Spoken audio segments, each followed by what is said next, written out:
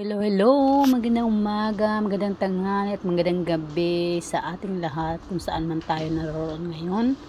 Ayan nga, sa araw nga na ito, Huwebes ng umaga, ayan, sinipag ang kunyang maglinis ng ceiling. Ayan. Kasi marami siyang mga insekto yung sa kisame na yan. Hindi dyan sa pababa, sa wall.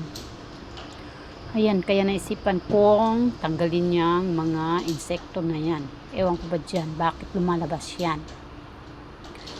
At sa araw nga na ito, sinipag ang katawan ni Kunyang. Kahit walang sinasabi yung amo natin, at nakita natin yung ganyan, ang kanyang kisame, atin niyang lilinisin. Ayan, kumuha lang ako ng yung broom na yan. Sa sahig yan eh. Pero pwede yan pang syempre di ko abot yung kisame. Tsaka wala kaming ladder. Ayan na lang yung ginamit ko. Yan siya. Lumalabas yung mga insekto na yan kapag kapag naulan. Ayan siya. Andiyan siya sa kisame. Tambak-tambak siya dyan. So, madali lang naman yan linisin. Isang nga lang, madadala na yan, maitim yung lumot-lumot na yung kisame namin. Ganito dito, ewan ko ba, masyado siyang moody yung yung kisame. Kaya kahit walang sinasabi ang amo, ayan, yung nakikita ko, ayan, linis. Tsaka param naman may gagawin. Maliit lang naman yung bahay ng amo ko. Ayos siya. Sige pa, linis. Para hindi sayang ang bayad na. Kailangan natin magtrabaho. Ang dollar kailangan.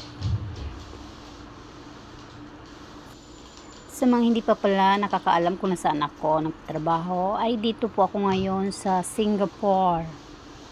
Ayan. Sa ngayon po ay pangatlo ko ng kontrata ito.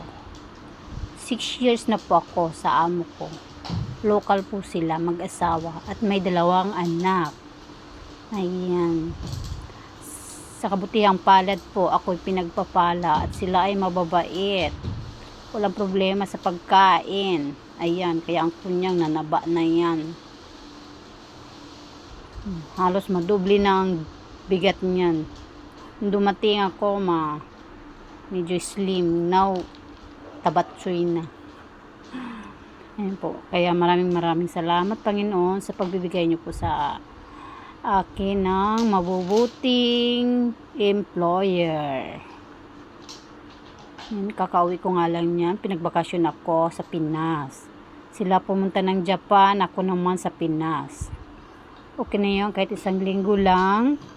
At least nakasama ko ang aking mga anak at pamilya. Sa ilang araw, ayos na rin. Saka mahirap magtambay sa Pinas, magastos. Alam nyo ba ang bilihin sa Pinas? Aba, para ng abroad. Diyos ko po. Mag-grocery ka, ang 1,000 mo, Diyos ko po, ilang piraso lang ang mabibili nyo. Kaya, kung kayo ay magbakasyon sa Pinas, siguraduhin may baon.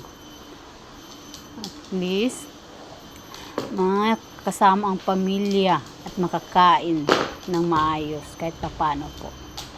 Kaya enjoy natin buhay habang tayo ay may pag-asa pa.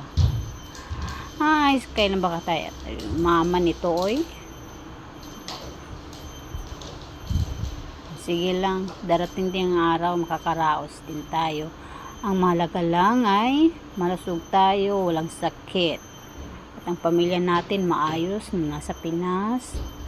Wala silang, nasa mabuti silang kalagayan. Salamat, Panginoon. At shout out sa mga OFW dyan, lalo sa mga nanay na malayo sa mga anak.